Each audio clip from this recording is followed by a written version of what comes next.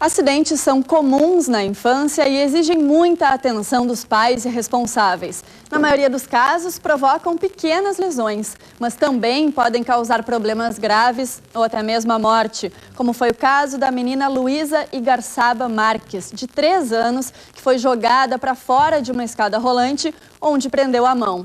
Há pouco mais de um mês, uma outra criança teve os dedos amputados em um acidente, também em uma escada rolante. Que cuidados é preciso tomar para evitar problemas com os pequenos? O vice-presidente da Sociedade de Pediatria do Rio Grande do Sul, Marcelo Pavese Porto, está aqui com a gente para falar sobre isso.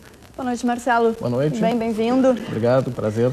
Marcelo, são casos realmente extremos, né? A gente fica bastante triste de acompanhar, de ver que isso acontece. E muitas vezes acontece de uma forma muito rápida. Não significa desatenção dos pais? Não significa desatenção dos pais? Na verdade, eu acho que assim, a gente não pode trabalhar em cima do caso esse pontual, até porque a gente vai lidar com a questão da emoção da família, a dor e tudo mais. Mas o negócio é o seguinte: as chamadas lesões não intencionais, o que a gente chama de acidente, e nós, os pediatras, não gostamos muito desse termo acidente, porque ele te dá uma ideia de que a coisa é muito fortuita. Aconteceu por acaso. E não acontece assim tão por acaso. Vamos pensar num dado importante assim, ó. No Brasil, de 1 a 14 anos, os chamados acidentes são a principal causa de morte nessa faixa etária. Pô, nós estamos falando de 1 a 14 anos de idade, é muita criança. 90% desses seriam preveníveis. E aí é que entra a parte dramática da coisa. O que mais mata? Vamos chamar atenção para isso também. Abaixo de 1 ano, sufocação. Não pode. Segundo lugar, abaixo de 1 ano, passageiro de automóvel. Sufocação, quando você diz... Sufocação de N formas, assim, é a aspiração de corpo estranho, que a criança não devia ter posto na boca. Às vezes, é a coisa que prende no pescoço, um adorno, uma roupa, uma coberta, sei lá, tem N possibilidades diferentes. Então, são N formas de sufocação, mas são a principal causa de morte por acidente nessa faixa etária abaixo de 1 ano. Depois já entra um dado dramático, que a segunda é em acidente de carro. Mas como? Bom, o que mata mais? E a terceira é queda, mas vamos colocar o seguinte: o que mata mais de 1 a 4, de 5 a 9 e de 10 a 14? Afogamento. Segundo lugar, atropelamento.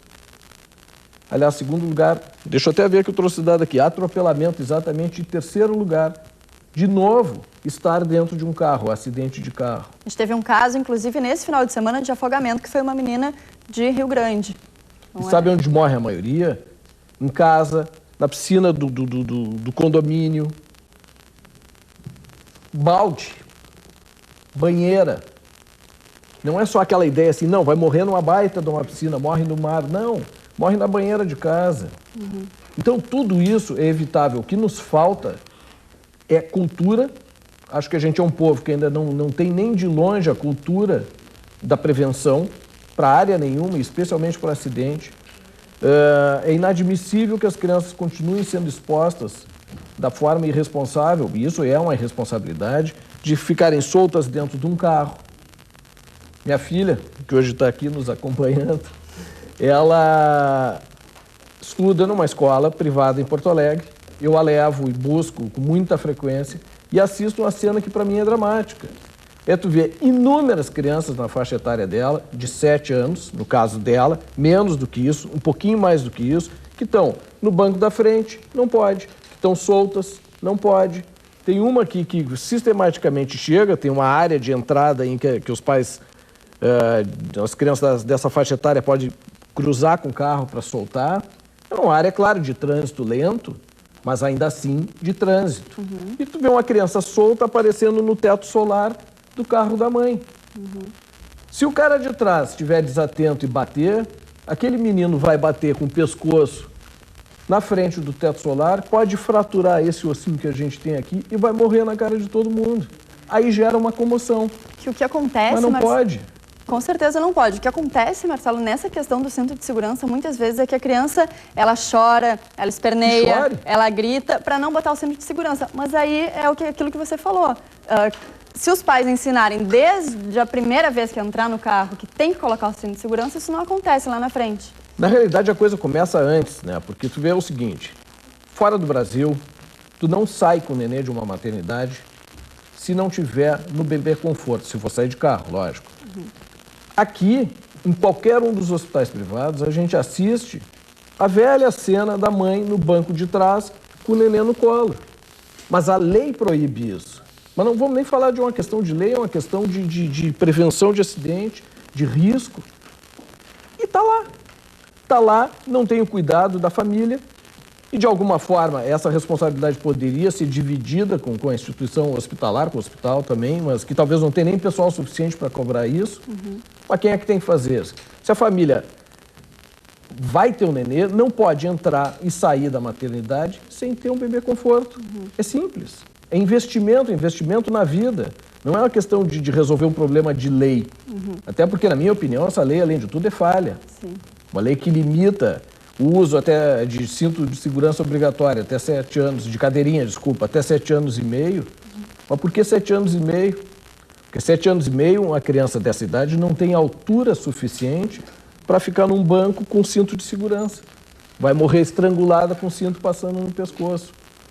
Então, tu me perguntaste no início, é desatenção? Sim, é desatenção, é desinformação. Em alguns casos é negligência clara. Sim, se tu tem uma piscina em casa, é orientada que aquela piscina tem que estar cercada com uma cerca numa altura X, que não permita que a criança possa passar aqui, tenha cadeado fechando. E tu acha que isso é feio, e aí não coloca. É negligência.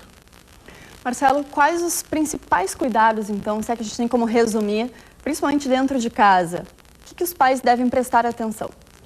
Bom, devem prestar atenção em todo o ambiente dentro de casa.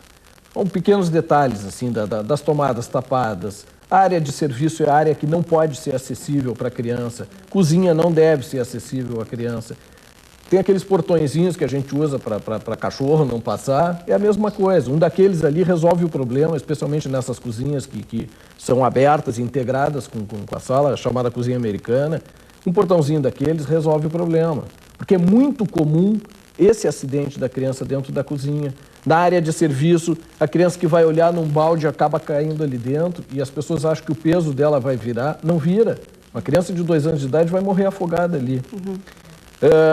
A questão do cuidado com o tipo de berço que se usa, o não deixar a criança jamais solta em cima de um trocador, sozinha na banheira. Não, eu vou atender rapidinho ali o telefone, vou desligar a panela que está no fogo.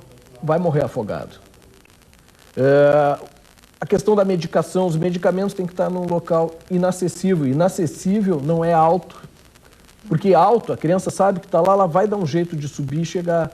Agora, se estiver trancado, não. A gente tem um monte de acidente por arma de fogo. Como é que a gente previne? Bom, óbvio, não tendo arma de fogo, mas se ela tiver, ela tem que estar descarregada de preferência e trancada. Bom, não serve para nada, não sei, não tem arma de fogo, mas pelo menos não deve... Assim, a criança não pode saber que ali existe e a criança é curiosa por natureza, a gente não cresce, não se desenvolve se não for curioso. E aí cabe aos pais, né, também fazer com que a criança tenha consciência um pouco do porquê que não tem que botar o dedo na tomada. Também, ensinar, não só proibir, claro não pode, sim. né? Claro Explicar por quê. E eu acho que aí tu tocou num assunto importante, que é a questão do dar limites.